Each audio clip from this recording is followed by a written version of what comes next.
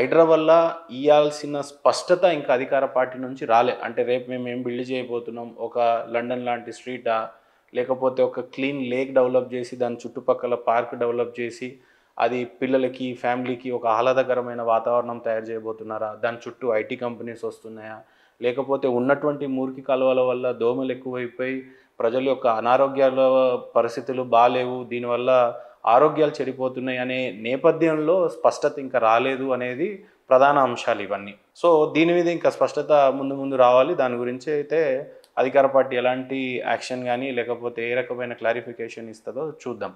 ఇప్పుడు ఇక్కడ ప్రధానంగా చూసినట్లయితే కేంద్రంలో ఉన్నటువంటి బీజేపీ పార్టీ ఈ రోజున ఇక్కడ స్టేట్‌లో కొత్తగా ఏర్పడినటువంటి కమిటీ, ఇప్పుడు వచ్చినటువంటి ప్రెసిడెంట్‌కి ఇది ఫస్ట్ సవాల్.